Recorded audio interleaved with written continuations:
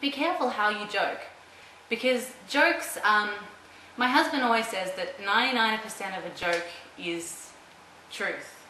And when he first started saying that, I used to argue with him and sort of try to catch him out about how, well, it wouldn't be the truth in this case, or it wouldn't be truth in that case, kind of thing. But the more that I thought, I let it go in, sink into my mind, the more I do believe it, actually. Like, I have a friend that jokes about, the baby doesn't have to pay rent, so you shouldn't complain, kind of thing. And I know it's a joke, or saying something like, oh, you're a little bugger, aren't you? Or, tiny little jokes. I personally believe that even a joke that it has a negative kind of connotation towards your baby just can't be a good thing. You should get into a habit of all thoughts towards your child should be positive and reinforcing and loving. And, people might be like, oh, come on, don't be so sensitive. But I really, I think that it just creates a pattern.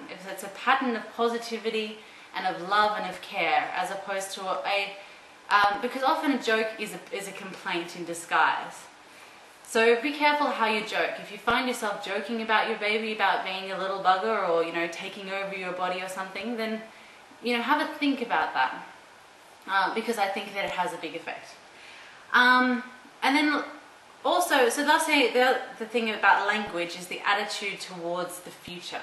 So when I tell people that I'm having a baby in 4 weeks, and it's a very Australian thing, I think, is that the first thing they want to say is, if they have children, is your life is about to change in a way that you can't imagine, or you can kiss goodbye to your freedom, or all sorts of things like that, that, they don't mean it in a mean way, but it's a negative thing that they're joking about. And, this is the most amazing miracle in the world, that, this tiny little being could grow into a human being and then, and then be birthed, and to have it in your arms, and I have a loving husband, and we're a family, and we're very excited about it, and I just can't see that there's any place for any of that negative joking. And any, people very rarely say, oh, that's so exciting for you, you're gonna have the most wonderful experience. Some people do say that, and some people most people who say that are actually people with newborns. But people who have children who've had it for a while, they just don't see how negative they can come across. And so when you're talking to people about the future, you've got to be like steel.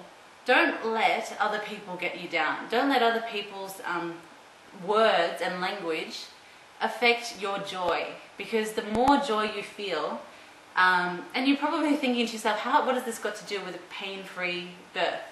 Well, it's all got to do with the vibrations that you're causing in your body, the beliefs that you have, the language that you use, the actions that you're taking. It's all going in the same direction, and it's a holistic thing. It's not, there's not just one thing that's a simple recipe to a pain-free birth.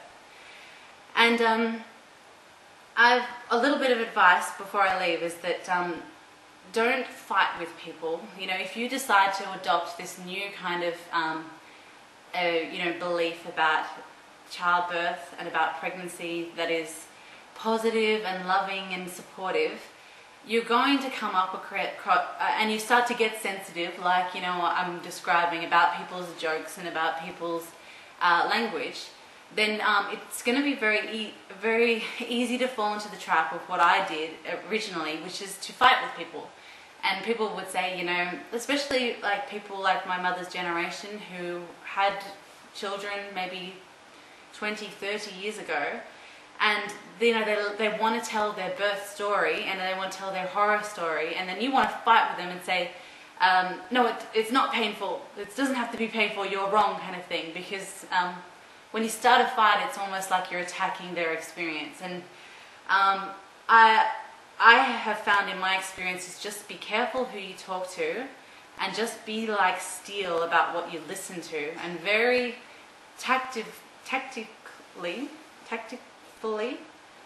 with a lot of tact, exit yourself from the conversation without actually causing a ruckus. So before I go, I just want to share my baby affirmations. They're not all of my baby affirmations, but these are my favorite ones. And this is because I believe that language is something that sinks into you, that you really need to retrain yourself sometimes. Of words that you use on an everyday basis maybe don't serve you anymore, and you actually have to train yourself to use new words. So for an example for my affirmation is every time I get a kick, I say, look, he's getting really strong. An affirmation I say every night to myself is that my baby is strong and healthy. An affirmation that I say while I'm visualizing my birth is I'm calm, my baby is calm. Or I calmly and effortlessly open up to allow my baby into the world. That's a very different image to pushing your baby out. And you might think to yourself, effortlessly, that's a big call, like the idea of a birth being effortless. When I say effortless, I do not mean without effort, in that, for example, if I want to put my hand up into the air, all I have to do is like that. Now that did require some effort, in that certain muscles had to fire and to lift my arm up into the air. But you wouldn't really describe that as a really, you could effortlessly raise your hand up into the air. And this comes into the next affirmation of I trust my body and to birth my baby. So in other words, it's when I use the word effortless, I mean that I believe that the body can naturally do its job. If it can grow the baby, then it can birth the baby. And I think that a lot of people have this belief, that I will talk about beliefs in the next video, that somehow the woman's body is flawed, that somehow we're unable to birth children, and that we need a medical doctor to always be there to make sure that it happens, because otherwise somehow it's just not going to happen properly. And that comes to my last affirmation, which is I am the goddess of fertility and I was made to birth my baby. It reminds me of a quote from a book by Ina May, where she talked about a mother who had a baby, and she refused drugs, and she had a very calm and very effortless kind of birth. And the doctor, as he was walking out, having sort of had no kind of contribution to it, made a comment of, well, I suppose you must have just been made to make babies. And her response was, of course I was. I'm a woman. And isn't that a different kind of belief, as opposed to that something's wrong with our bodies that would make this horrible, painful labor a part of our lives, as opposed to just like I can put my hand up in the air, my cervix can open, my uterus can bring my baby out into the world in the most miraculous way, without it being this horrible experience, with it being an amazingly wonderful experience. So thank you very much. This has been a long video, and good luck for the future, and I'll speak to you soon.